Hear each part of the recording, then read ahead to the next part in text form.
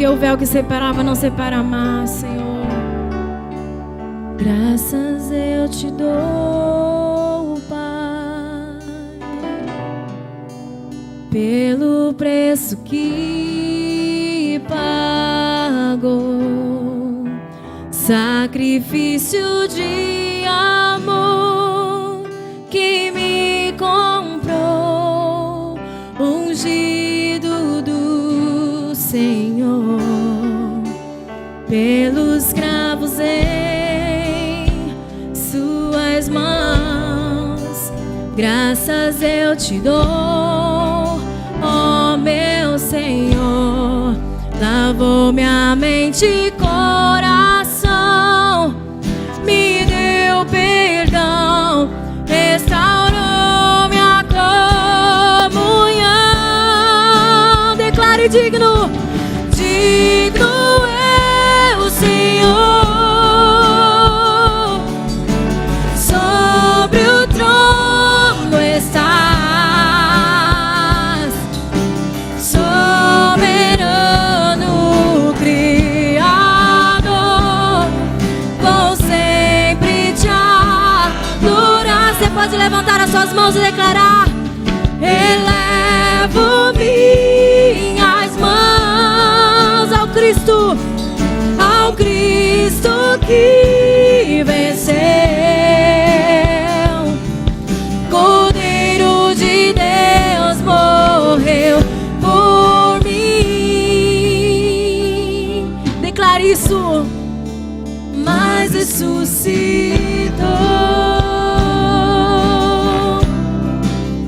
digno é o Senhor.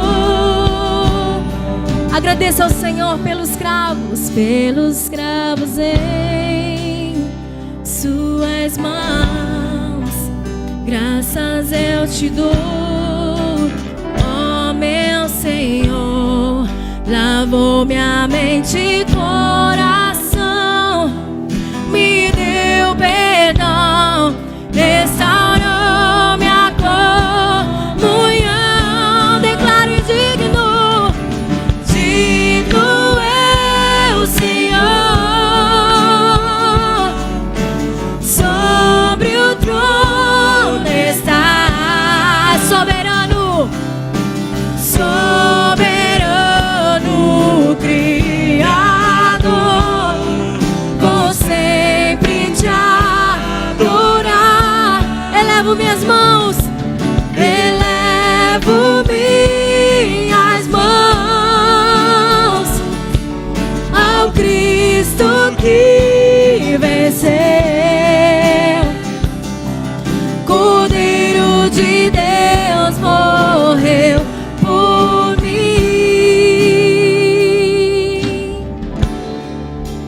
mas ressuscitou, digno é o Senhor.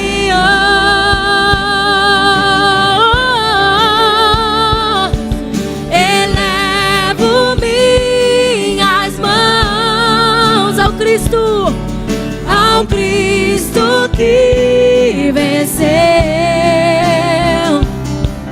Cordeiro de Deus morreu por mim.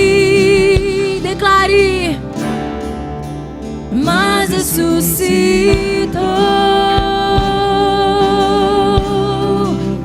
digno é o Senhor, mas ressuscitou,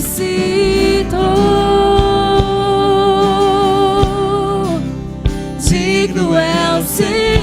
Você pode levantar as suas mãos aos céus e declarar que Ele é digno. Mas ressuscitou, digno é o Senhor. Elevo as minhas mãos, elevo minhas mãos. Diga isso, Senhor amado, ao que venceu, Cordeiro de Deus morreu por mim.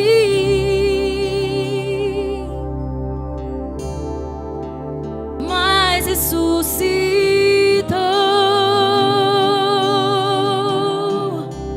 Digno é o Senhor. Você percebeu o que essa canção diz? Quando você declara, Senhor, eu elevo as minhas mãos a Ti, Senhor. Eu estou dizendo, Senhor, eu me rendo ao Teu nome, Senhor. Eu Te glorifico, ó Pai, pelo alto preço que o Senhor pagou, Senhor, naquela cruz pela minha vida. Um lugar que era para ser nosso, amado. Ele foi ali para morrer pelos nossos pecados.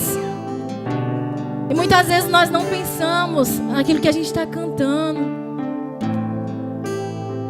Preste atenção nessa canção quando você declara, Senhor, eu elevo as minhas mãos a Ti, Senhor, ao Cristo que venceu, ao Cristo que ressuscitou, aquele que é digno de louvor, aquele que é digno de honra, aquele que é digno de glória, aquele que pagou um alto preço pela nossa vida, amado.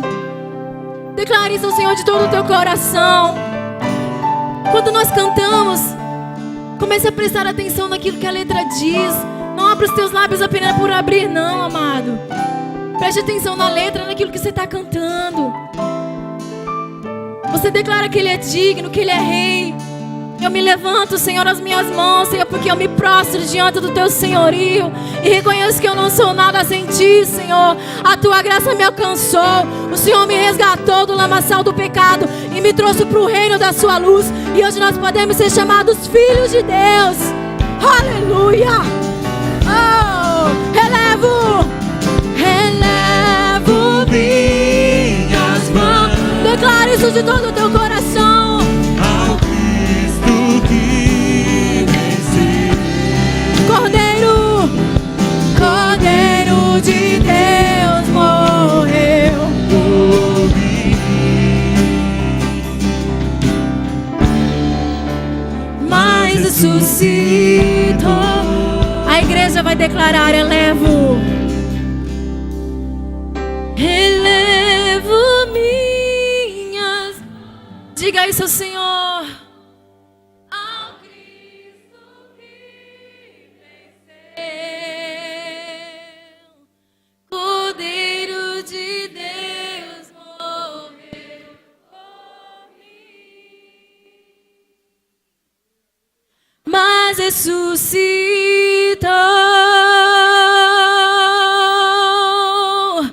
Digno é o Senhor, mas ressuscitou.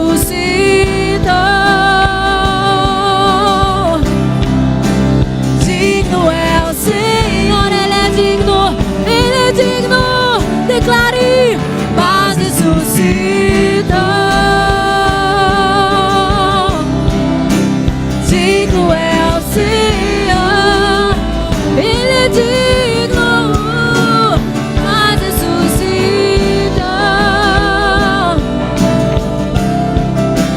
Digno é o Senhor.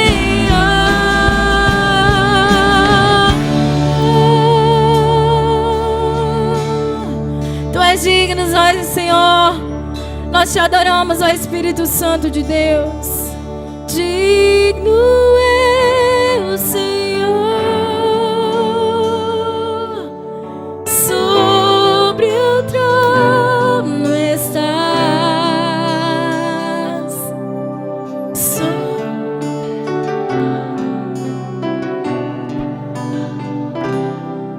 Vou sempre te declarar isso.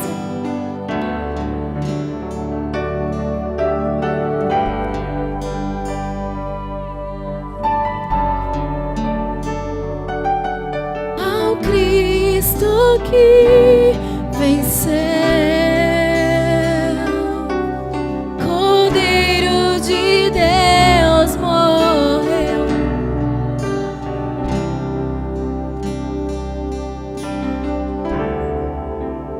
mas ressuscitou.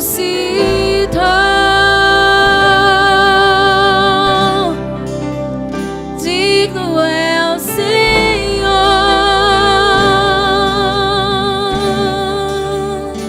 Você pode aplaudir a esse Deus, porque Ele é digno.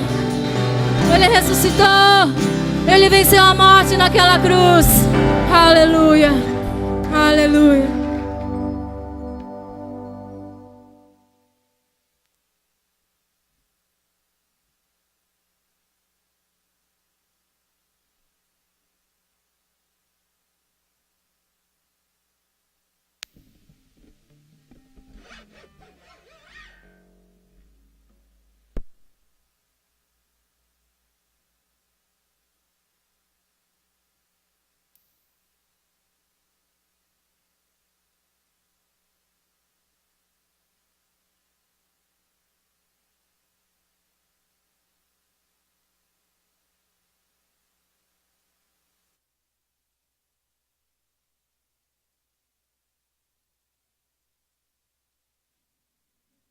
Vou conseguir me controlar.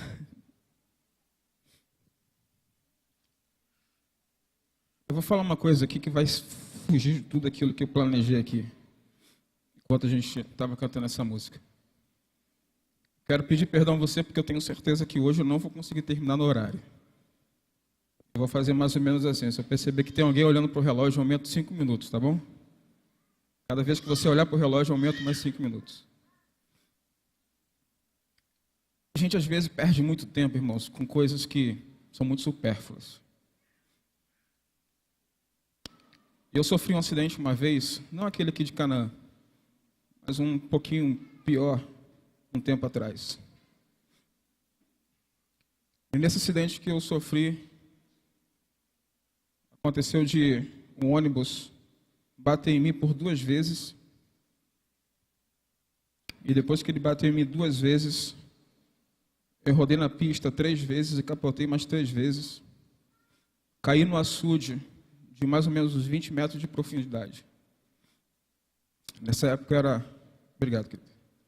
Nessa época eu era missionário da Bahia, da Convenção Batista Baiana.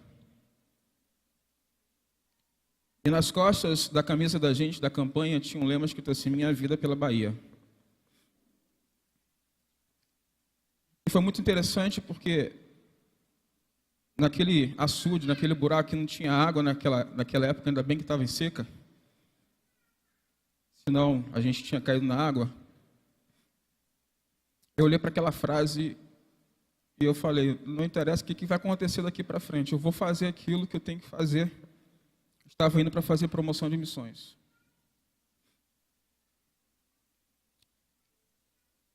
E foi muito interessante porque aconteceram algumas coisas, eu vou resumir a história. Quando eu botei um recado, na época era Orkut. Botei um recado lá para meus pais no Orkut dizendo: pai, eu estou saindo 11 horas da noite, estou chegando aí de manhã cedo.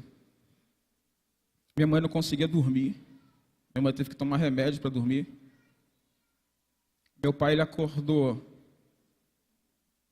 não no horário que geralmente ele acordava, tomou seu banho, tomou seu café, botou o celular do lado. E ele me contando depois que o celular tocou uma vez só. E quando ele tocou, ele sabia o que tinha acontecido. Eu não sei o que você pensa com relação a isso, mas ele foi avisado por Deus. Porque ele teve uma visão que ele me via cheio de sangue. E foi muito interessante porque eu liguei para ele e nem lembro de ter tocado, eu já fui falando com ele. E a frase, eu fui muito treinado por ele para tentar ser uma pessoa extremamente controlada. Se você acha que eu sou calmo, você tem que conhecer meu pai.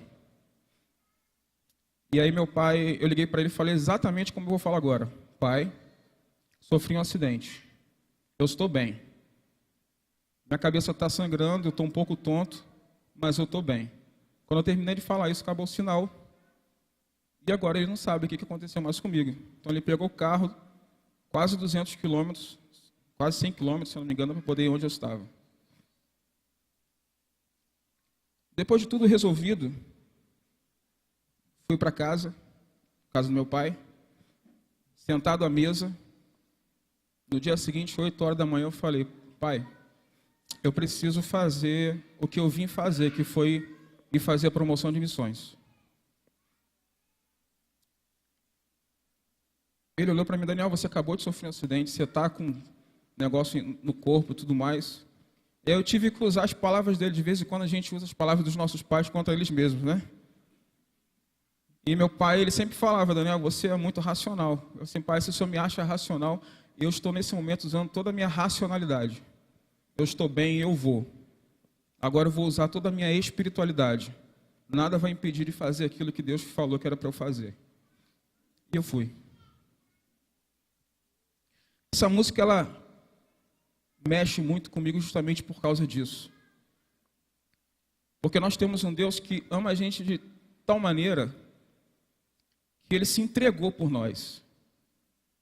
E a gente vive muito mais aos nossos prazeres do que a realidade do seu amor para conosco. Em alguns momentos da minha vida, eu posso pautar, eu poderia falar um monte de coisa de relacionamento dos meus pais, com minha esposa, de demonstração de amor. Mas a maior demonstração de amor de todos os tempos é a demonstração de amor de Jesus.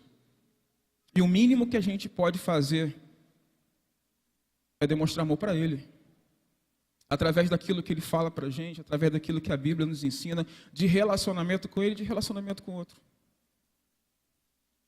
Quando eu não fiz isso para aparecer, para dar ibope, nada disso. Eu fiz isso com o intuito de agradar o meu Deus. Nesse acidente que eu sofri, teve uma morte. O ônibus passou por cima daquele motoqueiro, até hoje eu não sei como aquela família está. Uma família perdeu o seu sustentador. E a gente, às vezes, não percebe detalhes do que Deus faz na vida da gente.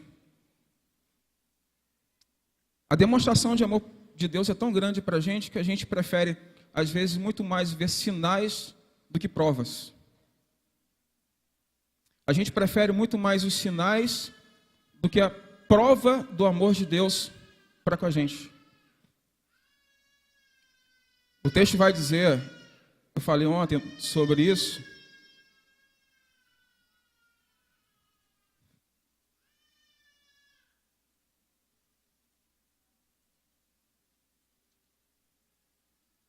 o texto vai dizer no Antigo Testamento sobre amar a Deus de toda a nossa alma, com todas as nossas forças e todo o nosso coração.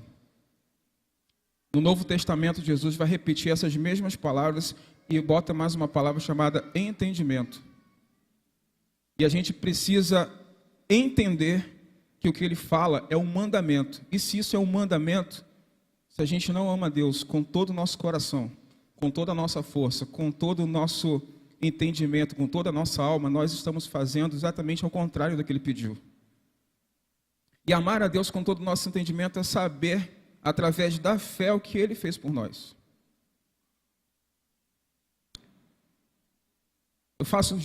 Sempre eu faço uma comparação, eu não sei se os outros fazem isso que eu faço, mas eu sempre fico fazendo uma comparação do que Deus fez para a gente, através de Jesus, daquilo que o meu pai faz com relação a mim. Eu nunca tive um pai ausente, mesmo sem sua presença. Porque meu pai era militar da Marinha, de vez em quando tinha que viajar. Eu passei alguns aniversários sem ele, mas ele era presente. Então eu consigo sentir o amor dele, eu consigo ver a prova do amor dele sem precisar dos sinais. Eu quero pedir que você abra a sua Bíblia no livro de Marcos, o Evangelho de Marcos, capítulo de número 2. E nós vamos pensar um pouco a respeito dessa história, que essa é uma história talvez bem conhecida, que talvez você conheça, ou talvez você conheça sem ler, mas que hoje a gente vai ler essa história, a gente vai tirar princípios disso para nortear a nossa vida.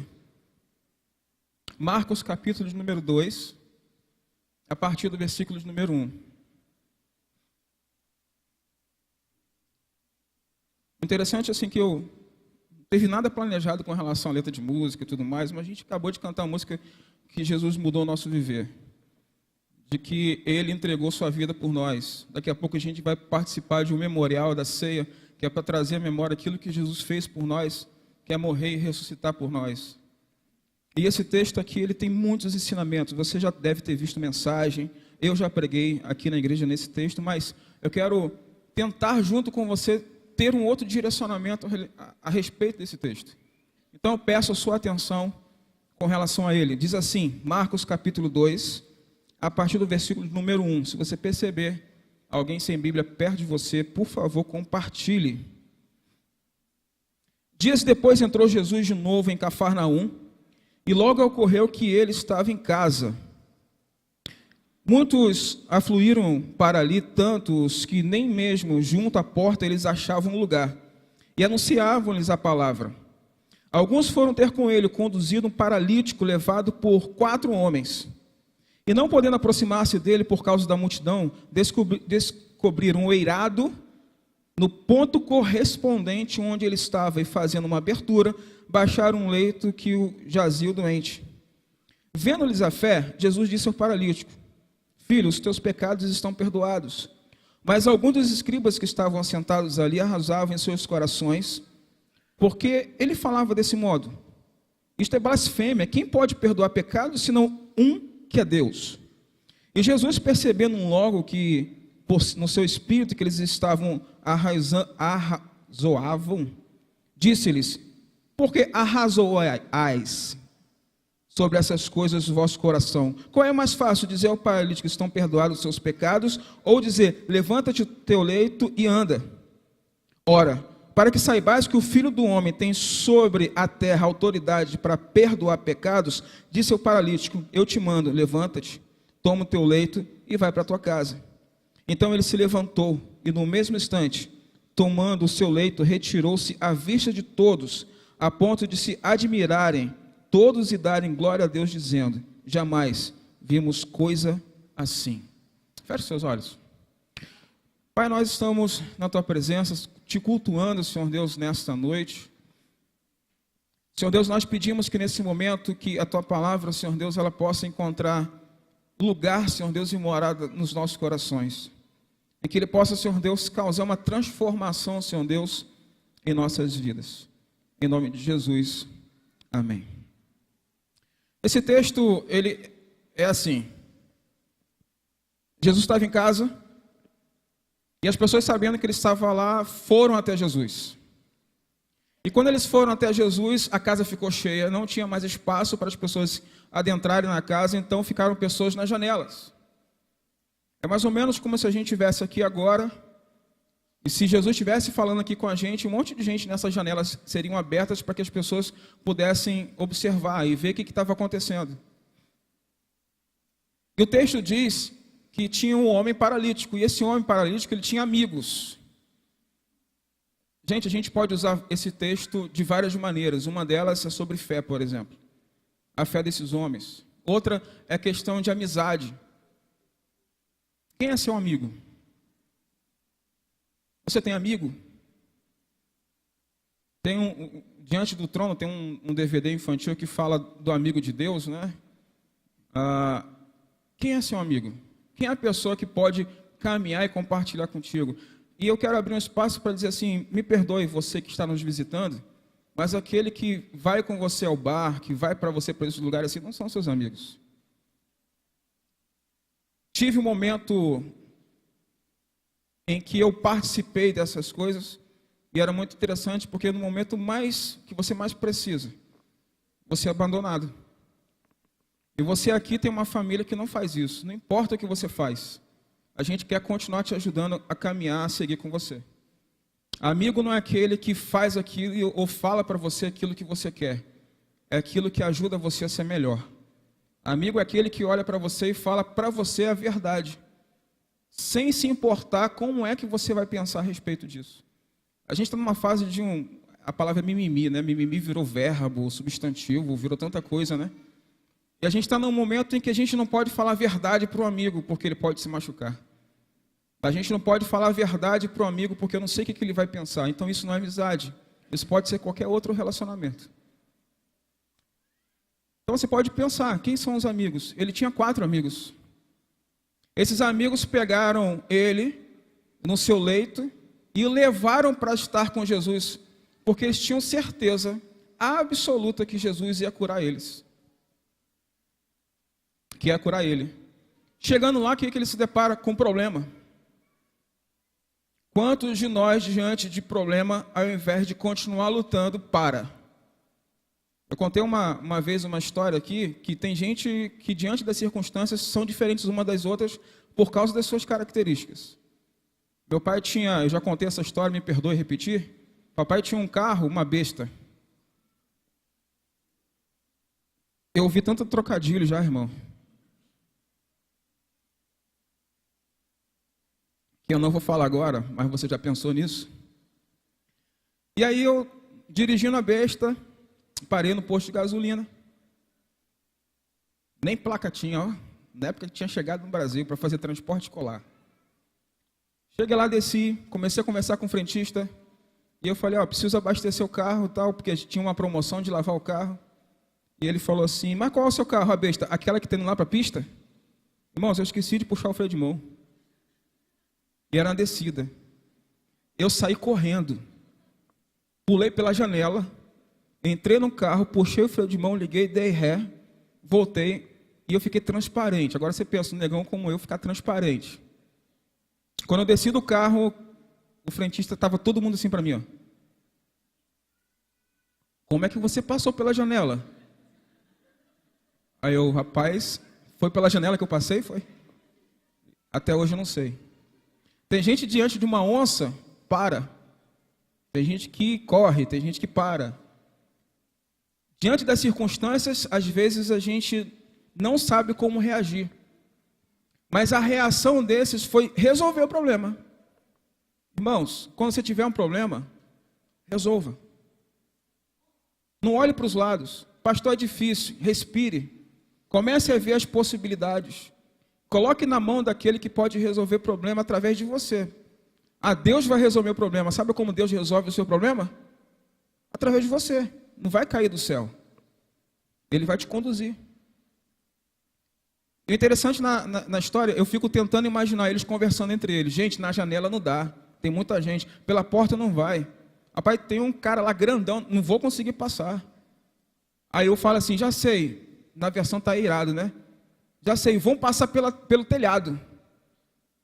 Agora você imagina, 4 homens carregando um aleijado pelo telhado de uma casa.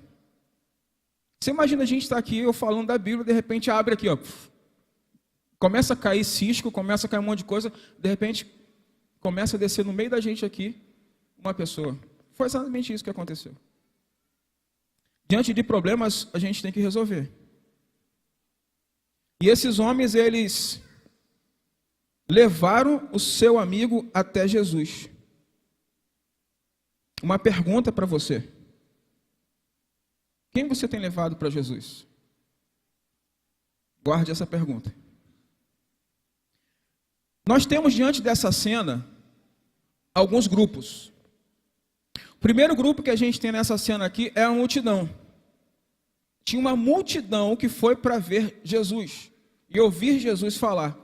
Uma multidão que foi para ver milagres de Jesus acontecer.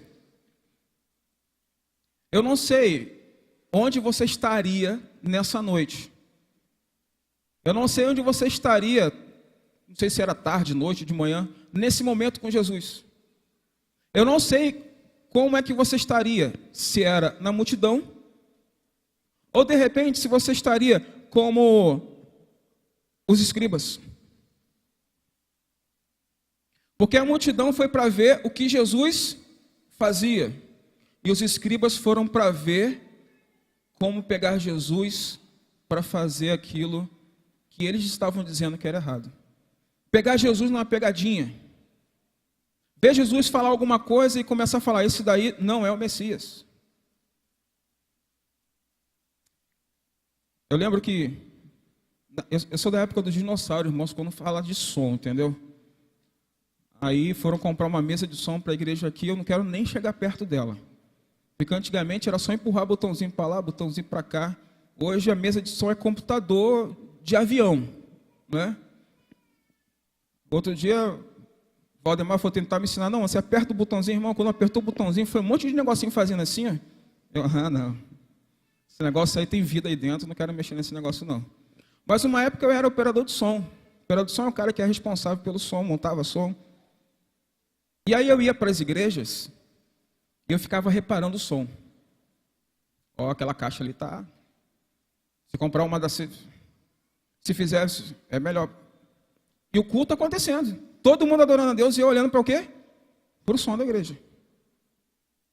Aí eu fui numa de querer aprender a tocar um instrumento. Deixa eu dizer logo, não sei até hoje. E aí comecei a olhar, fulano de tal deu a nota errada. Fulano de tal está com o instrumento desafinado. E aquela bateria atravessou. Agora era o som e agora era o pessoal do Ministério de Louvor tocando. Fui para o seminário, ó. Aí acabou com tudo. era o som, era o ministério de louvor tocando, e agora eu com um livro de hermenêutica, exegese e homilética, olhando para o pastor pregar, para ver se estava tudo certinho do jeito que o seminário ensina. Eu ia para o culto e não cultuava ninguém. Eu ia para o culto e saía mais vazio do que quando eu chegava. Os escribas e fariseus fizeram isso. Eles não foram lá para ouvir Jesus. Eles foram lá para saber como pegar Jesus. Para saber como dizer, esse Jesus não é o Cristo. Então você tinha a multidão, você tinha os escribas que estavam ali, mas você também tinha as pessoas na periferia. E entenda que periferia não é como se fosse um local, uma cidade, periferia de cidade. A palavra é para dizer que estavam longe, de longe olhando. Mais ou menos como Pedrão, quando Pedrão prende Jesus e ele some, ele fica olhando de longe. Porque de repente, se fosse preso, dava tempo de sair correndo. Muitos de nós olhamos Jesus de longe. Muitos de nós estamos na periferia do relacionamento com Deus. Porque nós preferimos aquilo que vai agradar os nossos corações, a nossa carne, do que a gente ter um relacionamento profundo com Ele. E não percebe que quando nós temos um relacionamento profundo com Ele, nós somos muito mais alegres com a alegria do que o mundo oferece. Porque a nossa alegria ela é diferente, ela não depende de circunstância. Pastor crente não fica triste? Fica. Mas é pontual. Porque a nossa alegria é eterna em Cristo Jesus. Pastor, gente, minha avózinha morreu. De vez em quando minha mãe coloca ali algumas datas lá, o sentimento dela de tristeza, porque não tem a companhia física dela. Entretanto, eu tenho uma certeza de quando eu entrar lá no céu, eu vou encontrar com ela. Porque a nossa alegria não depende de circunstância, de lugar. A nossa alegria, ela não depende se minha conta bancária está no azul, se está no vermelho. Se bem que quando ela está no azul, eu fico rindo que é demais, né? Quando ela está no vermelho, que tem mais tempo, fico assim, que legal, ó. Um dia vai ficar azul. Né? Então a gente precisa olhar para o mundo com o olhar de Cristo. Não do olhar do que o mundo olha para a gente. A gente era para ser o povo mais alegre da face da terra. Mas a gente demonstra muito mais tristeza ao mundo do que o mundo para a gente. Porque nesse exato momento, se você for para qualquer barzinho agora, a galera está rindo, sorrindo, aquele negócio todo e tal. Aí quando a gente termina o culto, chega ali na frente. E aí, irmão? Não. Aquele desenho antigo, como que era o nome do negócio? Que o cara, tudo estava ruim. Hã? Fugiu o nome do desenho agora, rapaz. Catatal, não. Hã? O rabugento, esse cara é mesmo. Gente, rabugento era rabugento demais, pelo amor de Deus. Tudo estava ruim. Se chove, está chovendo. Começa a aparecer um solzinho para secar a roupa, sol está quente. A gente reclama de tudo. Enquanto as pessoas que precisam que a gente demonstre amor para ele, mostrando a nossa alegria que estão lá fora, a gente mostra para ele que ser crente não é bom. Ser filho de Jesus não é bom, porque a gente passa... O cara aceita Jesus. Primeira coisa que alguém fala para ele, olha só que palavra de motivação. Irmão, agora começa a batalha. Aí ele olha assim, peraí, estava ruim lá fora, agora que vai começar a batalha? Eu quero esse negócio não. Eu vou dizer para você, se falasse isso para mim, eu não queria não. Quem anda na periferia não consegue perceber o aconchego, o amor, a proteção de Jesus. Multiplicação dos pães e peixes. 5.000 homens, sem contar com mulheres, crianças. Eles não contavam naquela época, mas a gente tenta contar, né? Provavelmente de 20.000 para cima de pessoas. Foram multiplicados pães e peixes para essa galera toda. Depois que todo mundo foi embora, ficou quem? Os discípulos. Porque os discípulos estavam juntos. A multidão foi para ver qual é. Foi para ver o que acontece. Uma vez lá no Rio, um rapaz, ele foi mordido, uma criança, foi mordido por uma outra criança, dentro do berçário.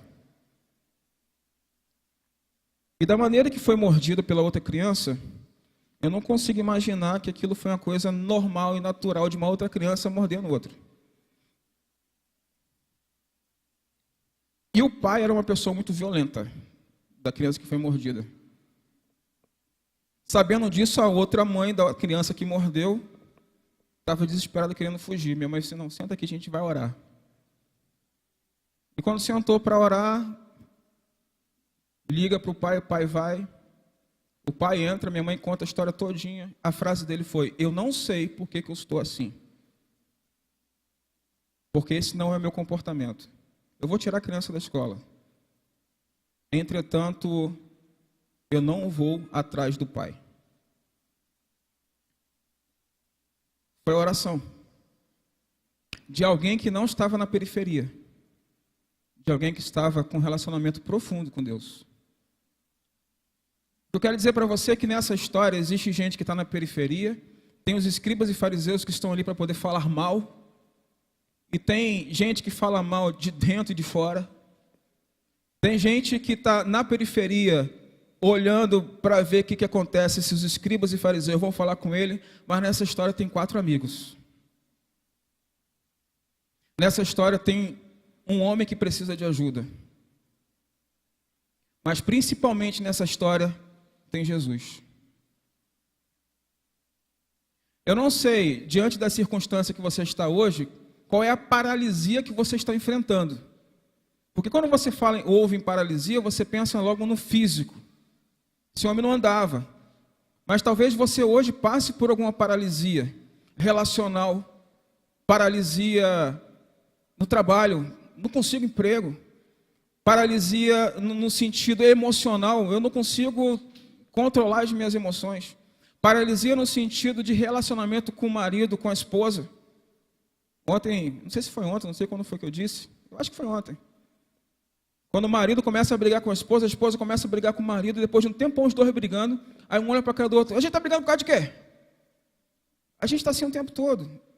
Alguma paralisia aconteceu para fazer com que os nossos afetos por aqueles que estão próximos da gente não fossem aflorados. A gente precisa demonstrar amor. A gente precisa demonstrar amor para aqueles que estão perto e aqueles que estão longe. Porque o nosso Deus é um Deus tanto de perto como um Deus longe.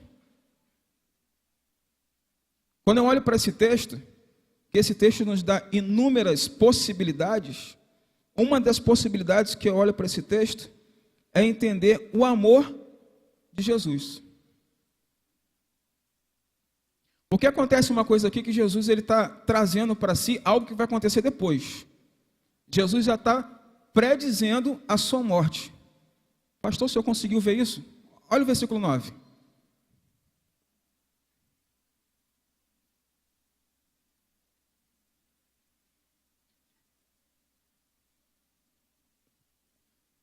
No versículo 9, já tinha acontecido algo muito importante.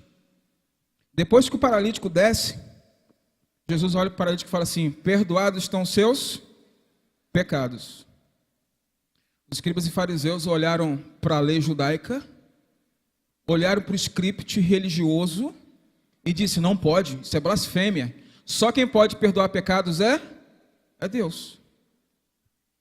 Jesus toma para si a figura do Messias e está dizendo para todos eles, eu sou o Messias. E as pessoas começam a fazer aquele... E Jesus percebe. Percebendo, Jesus faz uma pergunta para eles assim. Para vocês o que é mais fácil? Dizer ao paralítico que estão perdoados os teus pecados ou dizer levanta-te, toma o teu leito e anda? O que é mais fácil? Dizer que estão perdoados os seus pecados? Ou diante de uma pessoa que está com um problema extremamente complicado físico, fala assim, você está agora curado. A expectativa do povo era ouvir o quê? a cura. Quando ele chegasse, ele era assim, vai, levanta. Mas Jesus, ele quer demonstrar para a gente que existe uma coisa muito mais importante do que os sinais. São as provas. Perceba que já é a segunda vez que eu falo sobre sinais e provas. Daqui a pouco eu vou explicar melhor. Aí no final você vai dizer assim, entendi.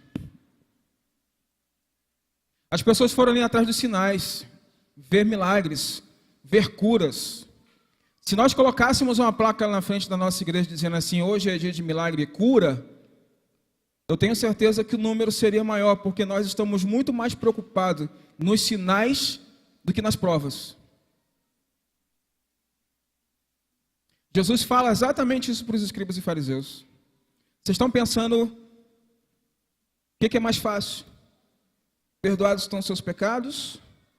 Ou dizer levanta e anda? Agora eu vou pedir para você mexer na sua Bíblia. Algumas pessoas sabem de qual, mas eu quero que você abra para você olhar de maneira mais efetiva esse texto. Marcos capítulo de número 10, versículo de número 45.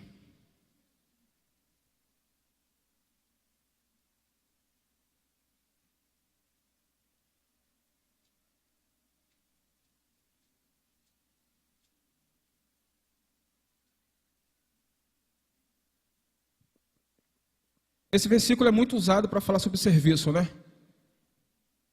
Porque o Filho do Homem não veio para ser servido, mas para servir. E a gente geralmente para por aí dizendo assim, eu vim aqui para servir você, meu irmão. Mas olha a segunda parte do texto, quando Jesus fala sobre ele. E dar a sua vida em resgate de muitos.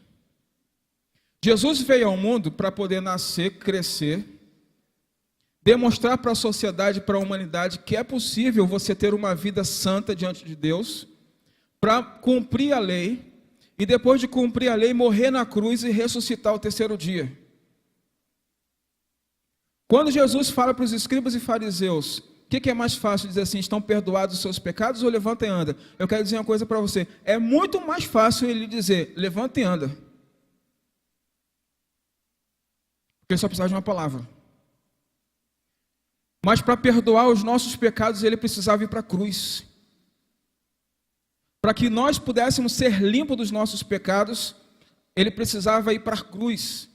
E os escribas e fariseus não perceberam isso, porque eles queriam, ao invés de provas, eles queriam sinais. Quando eu olho para esse texto, o que vem na minha mente é Jesus dizendo para a gente, é muito mais importante a tua eternidade do que a cura física. E você se preocupa muito mais com os benefícios de hoje do que a eternidade. Eu tive algumas curas da alma e eu tive um determinado momento em que eu comecei a duvidar. Você vai achar estranho isso que eu vou falar, mas é verdade, irmão. Eu comecei a duvidar de Deus sobre a questão dele curar. Que isso, pastor? Sério. A gente vê tanta coisa. Gente que coloca um ferrinho na mão e começa a mexer no outro lá e diz que aquele ferrinho saiu do peito de não sei quem. Moeda de não sei o que lá. Gente, tem tanta coisa que a gente vê. E a gente começa a ficar cético, olhando as coisas e fala assim, será que isso é verdade? Até que Deus teve que provar para mim, da maneira mais dura para mim, de que realmente isso existe, quando Ele curou Renata. Agora pensa aí, eu dizendo que, eu pregando, falando sobre cura, sobre fé, e minha esposa precisando fazer uma cirurgia, e ela olha para minha cara e fala assim, Deus vai me curar. Hã? Não, vamos fazer o seguinte, Deus vai curar você através dos médicos. Eu vendo o carro, a gente faz a cirurgia, mas não, Deus vai me curar. E Deus curou ela. Porque Deus não curou o físico dela, curou a minha fé. O que está precisando da gente hoje é ser curado, é acabar a paralisia nossa da fé. Muitos de nós perdemos a nossa fé. A gente não acredita mais nas coisas que Deus pode fazer por nós, porque a gente está vendo tanta besteira por aí e a gente perde o direcionamento de Deus diante dos textos de Bíblia que aconteceram, em coisas que aconteceram com você e vão continuar acontecendo. A Bíblia demonstra para a gente, mostra para a gente que Ele nos ama de tal maneira que Ele vai continuar cuidando de nós. E não estou falando aqui dessa teologia que foi inventada, chamada prosperidade. Você vai ser rico de qualquer jeito. Não é isso. A Bíblia fala que a gente vai ter provação, a gente vai ter dificuldade. E a nossa vitória, ela é uma vitória sobre a morte. Os escribas e fariseus não entenderam o que era mais fácil. Se o mais fácil era curar, ou se o mais fácil era perdoar pecados. Mas hoje você sabe. Hoje você sabe que para Jesus foi muito mais difícil dizer estão perdoados os seus pecados do que dizer para ele levanta e anda. Ele pega a sua cama. Irmão, deixa eu explicar pegar a sua cama. Talvez você esteja pensando assim, pegar uma cama, você pensa naquela sua cama de casal, king, e aí você imagina esse homem andando pela rua com a cama daquele tamanho, e aí descendo pelo telhado. Cama para eles, ou leito para eles, era aquela esteirinha. Por isso que ele fala, pega a tua esteira e vai. E ele conseguiu ir por causa disso. Mas quando ele pega aquela esteira e vai, é para mostrar para as pessoas que agora aquele sinal aconteceu que eles esperavam, que era a cura dele. Mas deixa eu dizer aqui para você, porque eu fui pesquisar sobre a frase, porque a frase diz assim, milagres não são provas, são sinais do poder de Deus. Gente, eu fiquei todo confuso com esse texto. Senão, vou ter que pesquisar as palavras. Sinais, indício. Sinais, vestígio. Sinais, coisa que serve de advertência. Opa, agora eu preciso ir na prova. Aquilo que demonstra que uma afirmação ou um fato são verdadeiros. Comprovação. O texto diz que Deus prova o seu amor. Os escribas pedem para Deus um sinal. Eles pedem um vestígio. Enquanto que Deus tem para a gente é muito maior do que o vestígio. É prova. E a prova dele foi morrendo na cruz por nós. A maior mensagem de todos os tempos se fala arrependimento. Porque sem arrependimento a gente não vê a Jesus.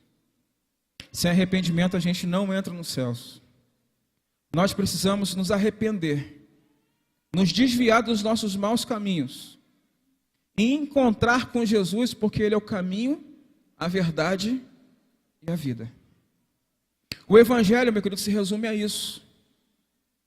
Uma decisão de estar ao lado de Jesus para caminhar com Ele como Ele caminhou. Uma decisão de fazer aquilo que Ele quer que eu faça. Pastor, é difícil. Em nenhum momento a gente disse que é fácil. Pastor, tomar essa decisão de meus amigos, eu volto a dizer, se seus amigos acharem ou disserem para você que você tomar essa decisão não é boa para você, é porque na verdade eles não são os amigos, porque eles não querem o melhor para você. Nós cantamos uma música aqui que Jesus Cristo mudou meu viver. Gente, eu vou fazer uma mudança total aqui. Ministério de Louvor, vem para cá. Eu vou fazer uma confusão com o povo agora.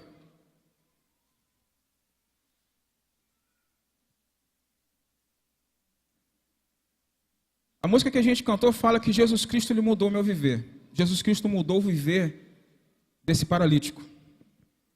Jesus Cristo mudou a história desses 4 homens. Mas o texto diz assim no seu final. Em Marcos capítulo 2.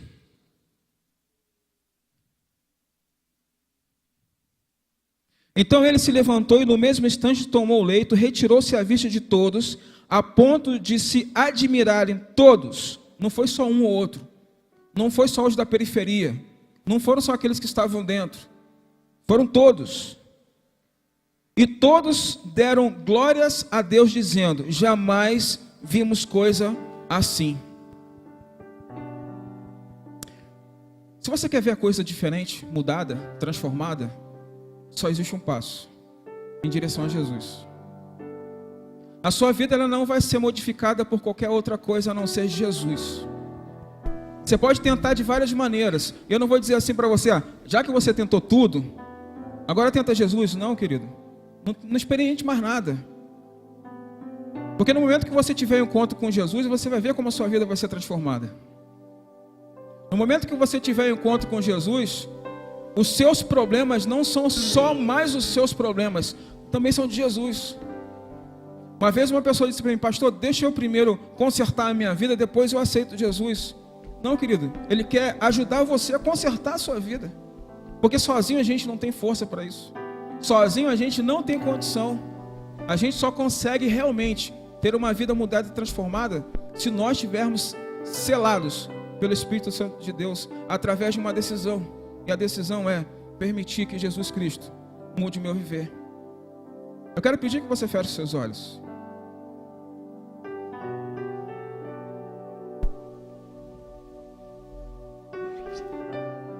Eu quero desafiar você a isso. Desafiar você a tomar uma atitude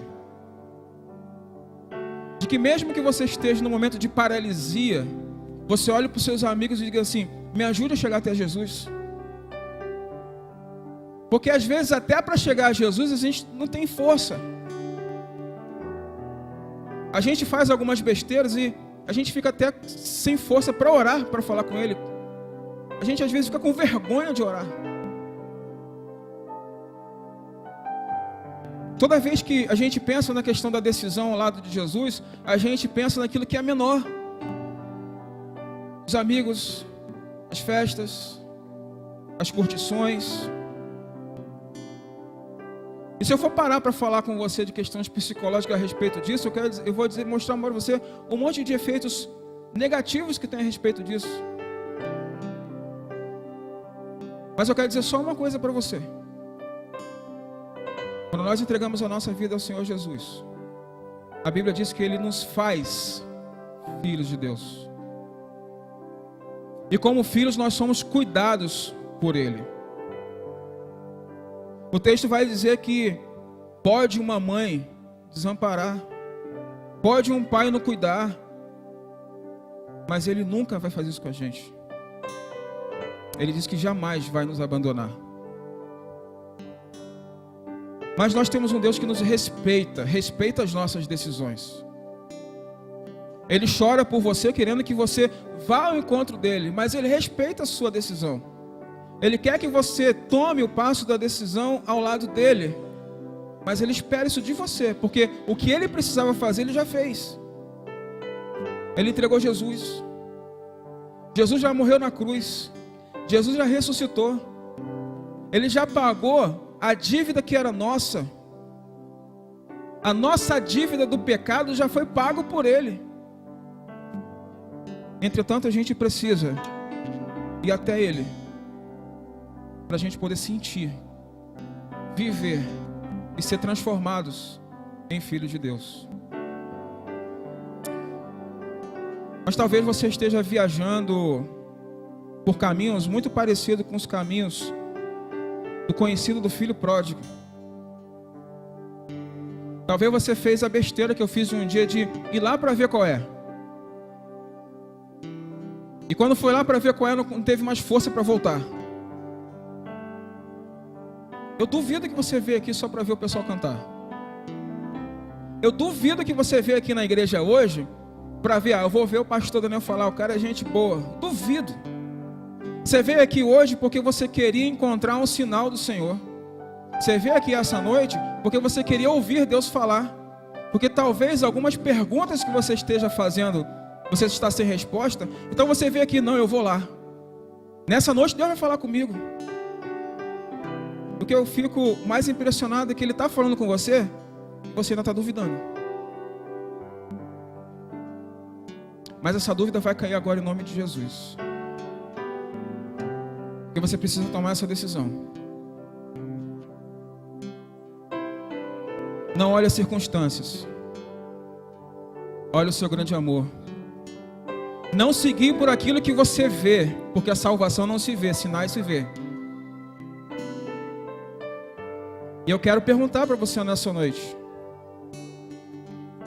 Você, meu querido, minha querida, que ainda não tomou essa decisão ao lado de Jesus, mas nessa noite você quer fazer isso. Nessa noite você quer se entregar falando assim: Senhor, a partir de hoje, as minhas decisões são as suas. Dirija a minha vida como você quer.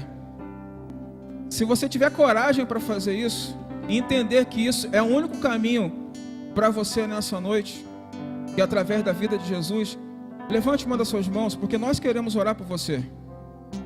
Ao levantar sua mão, você vai dizer assim, vai estar dizendo assim: eu quero Jesus, eu quero mudar a minha vida, porque um dia Jesus disse, a música diz, Jesus Cristo mudou o meu viver, Ele vai mudar o seu. Deus te abençoe, querida. Quem nessa noite quer tomar essa decisão importante, dizer assim: não, chega de andar na periferia. Hoje eu vou tomar uma decisão.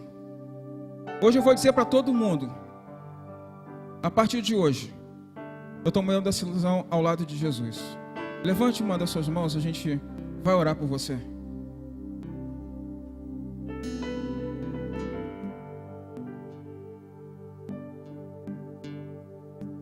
Como eu falei da história do filho pródigo, que um dia eu fui esse rapaz, talvez você tenha feito isso.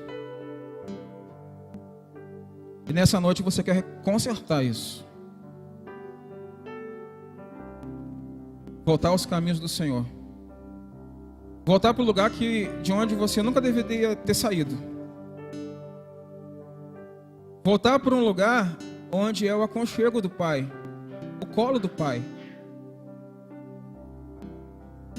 A gente que é filho natural, às vezes a gente entra em choque com os nossos pais, porque a gente acha que a gente sabe dirigir a nossa vida.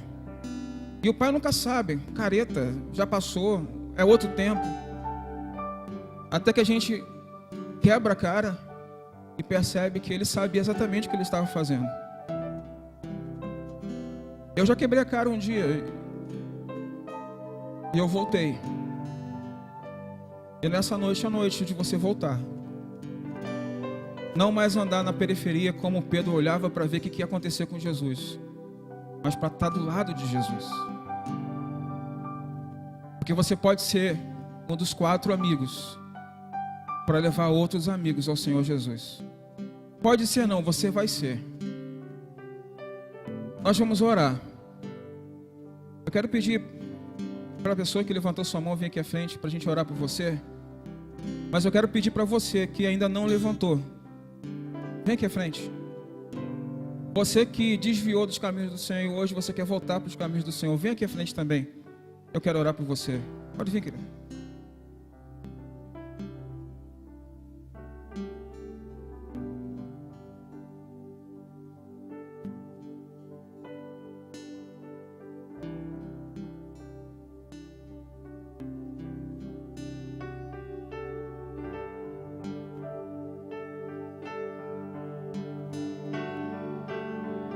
Dá tempo de você vir, viu?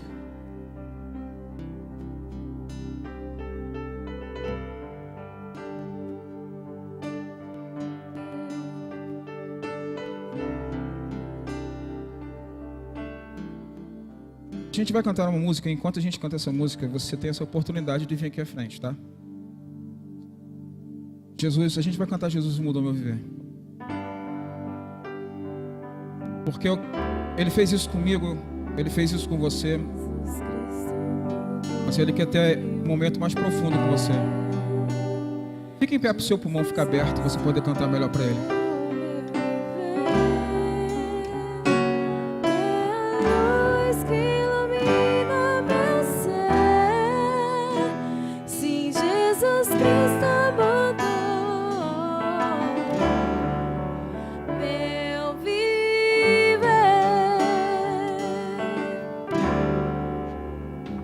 Diferente hoje é o meu coração. Diferente hoje é o meu coração. Cristo deu-me paz e perdão.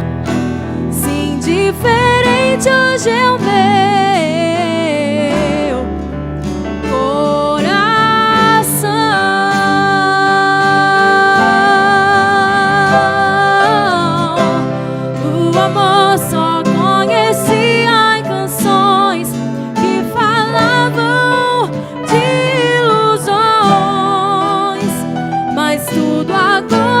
diferente.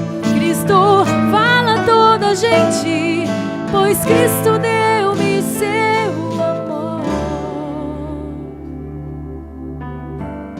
Você está cantando essa música de verdade? Jesus Cristo mudou sua vida mesmo?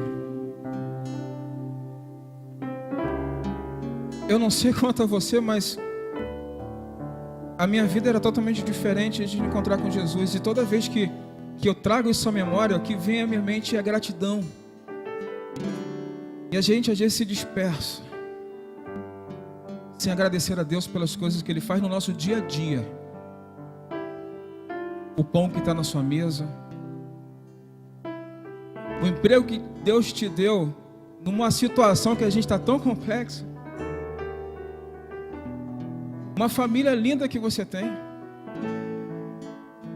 Pastor, não tem a família linda ainda. Vai ter. Se sua família não está linda, ela vai ser transformada.